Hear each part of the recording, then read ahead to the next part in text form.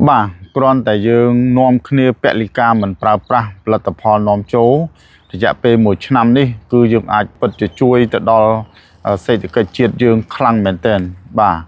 chẳng chi sẽ đây tiếng bật tên nó có thưa bị cả sầm nót hay là bộ sạt tại hai ấy ban thì dương mình con trop là tập hòn được nông sọc thôi dún thưa bàn ở vây đây nhom trong chuẩn bị chun nhom xôm oi bẩn to ca bẹ lì ca bẩn to từ tiết đầm bay chui từ đó hạ cơn được nông sọc rồi bỏ dương đầm bay oi quạt miên ốc cả ở cả tí môiคือการរៀបចំខ្លួនបន្តិចម្ដងដែល complete នៃការអភិវឌ្ឍខ្លួនតាមរយៈបច្ចេកទេសដែលធ្លាប់តែធ្វើខ្នាតតូចខ្នាតដែលមិនមានស្តង់ដារយើងហក់ឡើងឲ្យទៅជាមានស្តង់ដារឲ្យហក់ឡើងឲ្យទៅមានបច្ចេកទេសកាន់តែខ្ពស់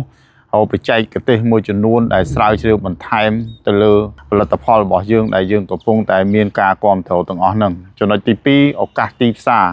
ចឹងឱកាសទីផ្សារគឺបងប្អូនកំពុងតែមានការគាំទ្រយើងបើកឱកាសមកដល់ពួកយើងហើយដែលជាសហគ្រិនអញ្ចឹងសូមធ្វើយ៉ាងម៉េចធ្វើបង្ហាញធ្វើឲ្យគេស្គាល់ធ្វើឲ្យគេយល់នៅផលិតផលរបស់យើងធ្វើឲ្យគេដឹងថារបស់យើងវាមានអត្ថប្រយោជន៍និងគុណសម្បត្តិនិងគុណវិបត្តិរបៀបម៉េចនេះគឺជាឱកាសតែមួយគត់ដែលសម្រាប់សហគ្រិនដែលត្រូវធ្វើដោយបងប្អូនប្រជាពលរដ្ឋខ្មែរយើងកំពុងតែខិតខំហើយពលិកាដើម្បីមកប្រើប្រាស់ផលិតផលរបស់យើងប៉ុន្តែគាត់ក៏មានការយោគយល់ជាច្រើនតាមរយៈដែលខ្ញុំសិក្សាស្រាវជ្រាវរយៈពេល1ឆ្នាំពេញនេះមកឃើញថាគាត់បានព្យាយាមប្រើប្រាស់ទោះបីជាមានការខ្វះខាតបន្តិចបន្តួចក៏នៅតែខិតខំដែរប៉ុន្តែគ្រាន់តែសហគ្រិនមួយចំនួនសូមកុំភ្លេចខ្លួននៅពេលដែលមានការគាំទ្រត្រូវតែខំអភិវឌ្ឍខ្លួនត្រូវតែធ្វើការផ្សព្វផ្សាយជាចំណុចស្រាប់រស់របស់ពួកយើងទាំងអស់គ្នាបាទចំណុចចុងក្រោយនៅពេលដែលយើងខិតខំពង្រីកខ្លួនទាំងអស់ផលិតផលរបស់យើងនឹងហើយកុំភ្លេចថាតើយើងត្រូវពង្រីកឲ្យអស់ពីលទ្ធភាពដែលយើងអាចធ្វើទៅបាន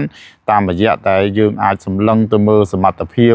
យើងអាចសម្លឹងទៅមើលទីផ្សារហើយយើងត្រូវពង្រីកដើម្បីធ្វើយ៉ាងម៉េចឲ្យដើមទុនរបស់យើង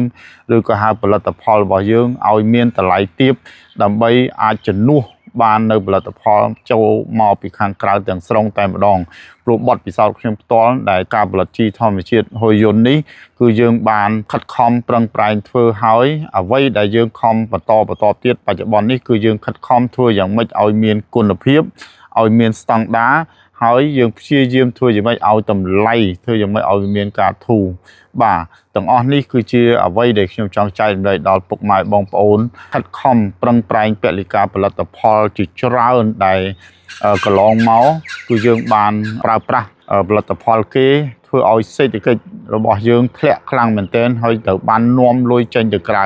ប៉ុន្តែបច្ចុប្បន្ននេះគឺទោះបីវាមិនបាន 100% ក៏ប៉ុន្តែគឺមានការគ្រប់គ្រងច្រើនហើយក៏ផ្ដាំទៅដល់សហគ្រិនដែលគាត់កំពុងតែ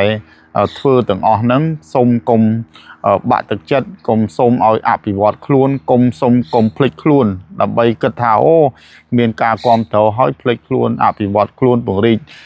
សក្តានុពលអ្វីដែលយើងមានទាំងអស់ហ្នឹងបាទអញ្ចឹងវីដេអូហ្នឹងខ្ញុំសង្ឃឹមថាពុកម៉ែបងប្អូនទាំងអស់គ្នានឹងបន្តការខិតខំ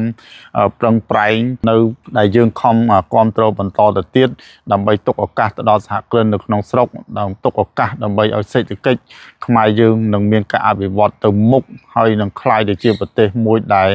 មិនចាំបាច់ពឹងគេទាំងស្រុងទេយើងពឹងគេខ្លះប៉ុន្តែក៏យ៉ាងហោចណាស់ក៏មានផលិតផលរបស់ខ្លួននៅក្នុងស្រុកឲ្យកាន់តែច្រើនទៅបាទសូមអរគុណ